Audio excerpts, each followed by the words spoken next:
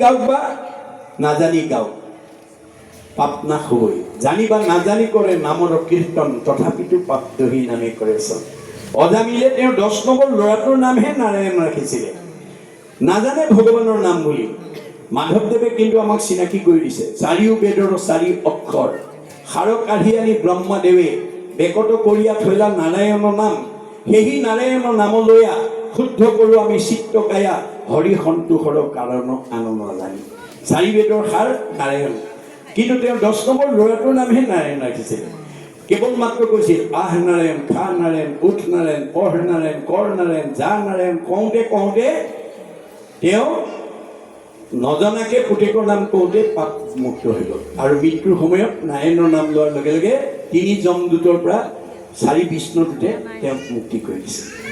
সেইকাৰণে আমাৰ গুৰুজনাৰ দৰ্শন মতে, কাৰণ শংকৰদেৱ কোনো জাতি জনগোষ্ঠীৰ নহয়, জগতৰ গুৰু। মনত ৰাখিব, জগত গুৰু শ্ৰীমন্ত ত্ৰিভুৱন বন্দন দৈৱকী নন্দন, জু হৰি মাৰুল কংস, জগজন তাৰণ দেৱ নাৰায়ণ, শংকৰ তাকেৰি অংশ। কৃষ্ণই শংকৰ, কোনো জাতি জনগোষ্ঠীৰ কাৰণে তেওঁ অহা নাই। আপোনালোকে জানে শংকৰ প্ৰাক শংকৰী যুগত অসমক অন্ধকাৰ যুগ বুলি কোৱা আছিল।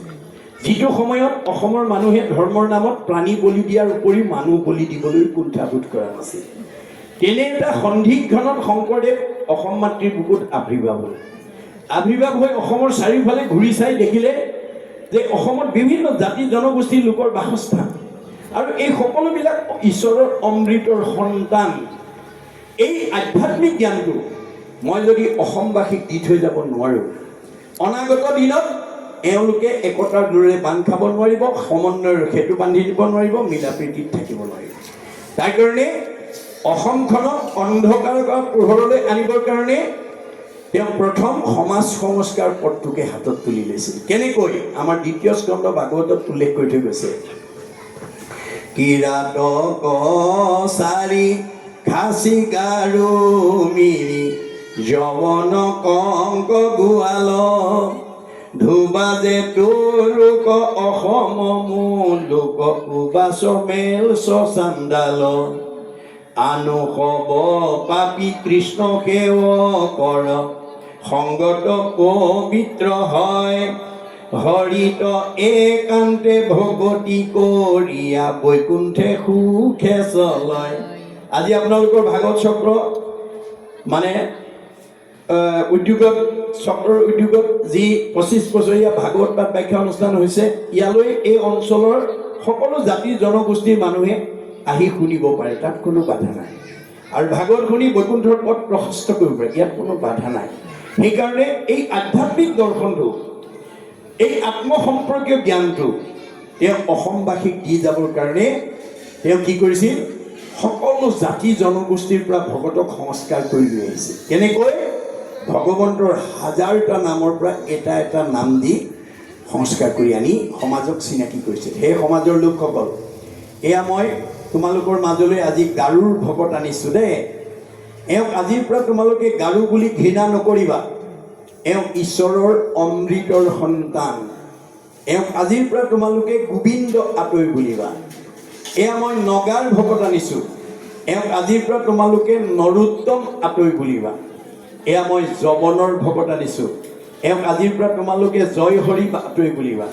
এয়া মই কাৰ্বিৰ ভকত আনিছোঁ, এওঁক আজিৰ পৰা তোমালোকে ভোলাই আতৈ বুলিবা। এয়া মই জয়ন্তীয়াৰ ভকত আনিছোঁ, এওঁক আজিৰ পৰা তোমালোকে মাধৱ আতৈ বুলিবা। এয়া মই হীৰাৰ ভকত আনিছোঁ, এওঁক আজিৰ পৰা তোমালোকে মথুৰা দাস আতৈ বুলিবা। এয়া মই আহোমৰ ভকত আনিছোঁ, এওঁক আজিৰ পৰা তোমালোকে নৰহৰি আতৈ বুলিবা। এয়া মই কছাৰীৰ ভকত আনিছোঁ, এওঁক আজিৰ পৰা তোমালোকে বলাই ৰমাই বুলিবা। এয়া মই মিচিঙৰ ভকত আনিছোঁ, এওঁক আজিৰ পৰা তোমালোকে পৰমানন্দ আতৈ বুলিবা। এয়া মই দেউৰীৰ ভকত আনিছোঁ, এওঁক আজিৰ পৰা তোমালোকে বৈকুণ্ঠ আতৈ বুলিবা। এয়া মই কৈৱৰ্তৰ ভকত আনিছোঁ, এওঁক আজিৰ পৰা তোমালোকে পূৰ্ণানন্দ আতৈ বুলিবা। এয়া মই বনিয়াৰ ভকত আনিছোঁ, এওঁক আজিৰ পৰা তোমালোকে হৰিদাস আতৈ বুলিবা। এয়া মই কোচৰ ভকত আনিছোঁ, এওঁক আজিৰ পৰা তোমালোকে মুৰাৰী আতৈ বুলিবা। এয়া মই কলিতাৰ ভকত আনিছোঁ, এওঁক আজিৰ পৰা তোমালোকে গোপাল আতৈ বুলিবা। এয়া মই ভুটিয়াৰ ভকত আনিছোঁ, এওঁক আজিৰ পৰা তোমালোকে দামোদৰ আতৈ বুলিবা। এয়া মই নাপিতৰ ভকত আনিছোঁ, এওঁক আজিৰ পৰা তোমালোকে নাৰায়ণ ঠাকুৰাতা বুলিবা। এয়া মই তিৱাৰ ভকত আনিছোঁ, এওঁক আজিৰ পৰা তোমালোকে সুদাম আতৈ বুলিবা। এয়া মই কায়স্থৰ ভকত আনিছোঁ, এওঁক আজিৰ পৰা তোমালোকে সতাই আতৈ বুলিবা। এয়া মই মুছলমানৰ ভকত আনিছোঁ, এওঁক আজিৰ পৰা তোমালোকে শ্যাম কাই আতৈ বুলিবা। তাৰ পৰা অপ্ৰভংশ হৈ চান্দ খাই হৈছে। এয়া মই ব্ৰাহ্মণৰ ভকত আনিছোঁ, এওঁক আজিৰ পৰা অনন্ত কণ্ডলী সাৰ্বভৌম ভট্টাচাৰ্য বুলিবা। এই ধৰণে সকলো জাতি জনগোষ্ঠীৰ পৰা ভকতক সংস্কাৰ কৰি আনি বৰ্ণ বৈষম্যহীন এখন সমাজ প্ৰতিষ্ঠা কৰি ঘোষণা কৰি থৈ গৈছে। কি বুলি?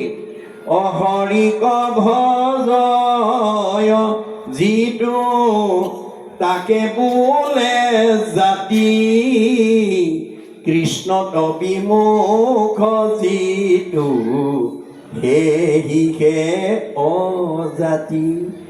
আমাৰ মানুহক দুটা ভাগত ভগাই থৈ গৈছে, এটা জাতি আৰু এটা অজাতি। ঈশ্বৰক ভজিলে জাতি আৰু ঈশ্বৰক নভজিলে অজাতি। চৈতন্যপন্থীয়েও কৈছে মুচিও শুচি হয় যদি হৰিক ভজে, খুচিও মুচি হয় যদি হৰিক তেজে। মাধৱদেৱে ঘোষাত লিখিছে, ৰাম বুলি তৰে মহা মহা অন্ত জাতি, যিটো নাম নলৱে হীনতো হীন পাতি।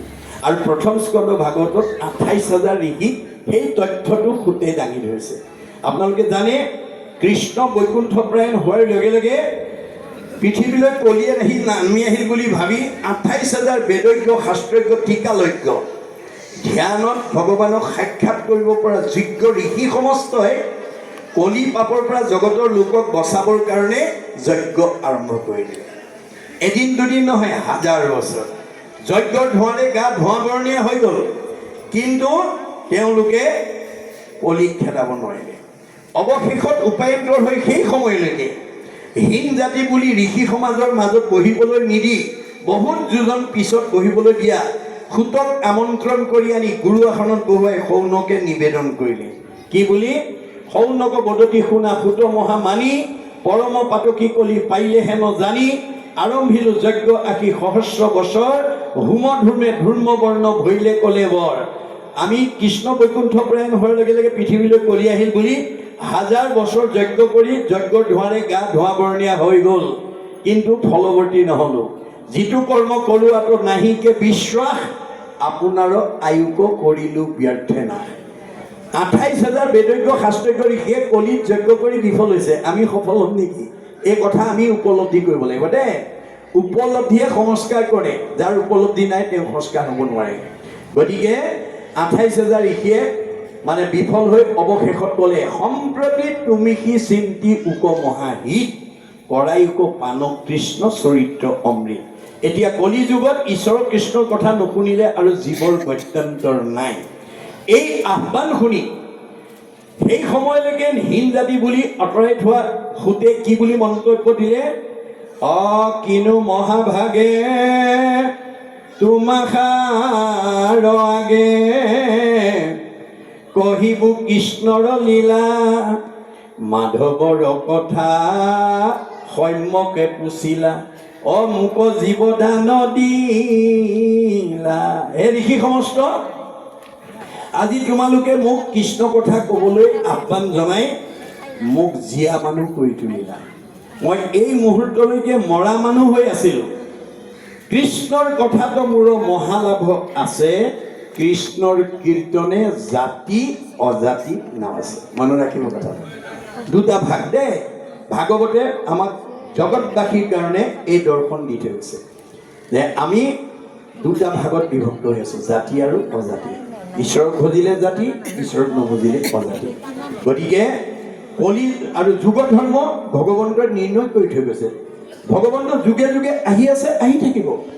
গীতাত কৈছে, যদা যদা হি ধৰ্মস্য গ্লানি ভগতি ভাৰত, অদ্ভুত স্থানম ধৰ্মস্য তদাত্মানম সৃজমহম, পৰিত্ৰাণায় সাধুনাম বিনাশায় দুষ্কৃতাম, ধৰ্ম সংস্থাপনাৰ্থে সম্ভৱামি যুগে যুগে। মই যুগে যুগে হৈ আছোঁ, হৈ থাকিম।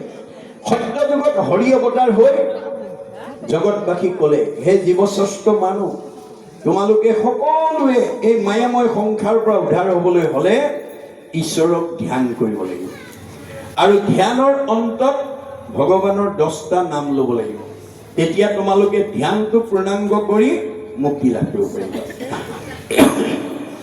সেইকাৰণে সত্য যুগৰ সকলো মানুহে ধ্যান কৰিছিল আৰু ধ্যানৰ অন্তত 10টা নাম লৈ মুক্তি পাইছিল আৰু সেই কথাটো গুৰুজনাৰ প্ৰপন্ন শিষ্য মাধৱদেৱে নাম মালিকাত আমি জানিবৰ কাৰণে উল্লেখ কৰি থৈ গৈছে কি বুলি সত্য যুগে যোগী সবে কৰিয়া সমাধি যেন মতে পাৱে ফল কৃষ্ণক আৰাধি তাহাতো কৃষ্ণৰ 10 নাম যদি লয় সমাধিৰ ফল যোগী এবেহে পাৱে যে সত্য যুগত ধ্যান কৰিছিল সঁচা কিন্তু ধ্যানতেই তেওঁলোকে পূৰ্ণাংগতা পোৱা নাছিল ধ্যানৰ অন্তত 10টা নাম লোৱাৰ লগে লগে ধ্যানটো পূৰ্ণ কৰি মুক্তি পাইছিল তেতিয়া সত্য যুগত 2টা নিয়মে ঈশ্বৰক ধৰ্ম আচৰণ বা ভক্তি কৰিছিল ধ্যান আগ নাম পাছ দাপৰ যুগত ৰাম অৱতাৰ হৈ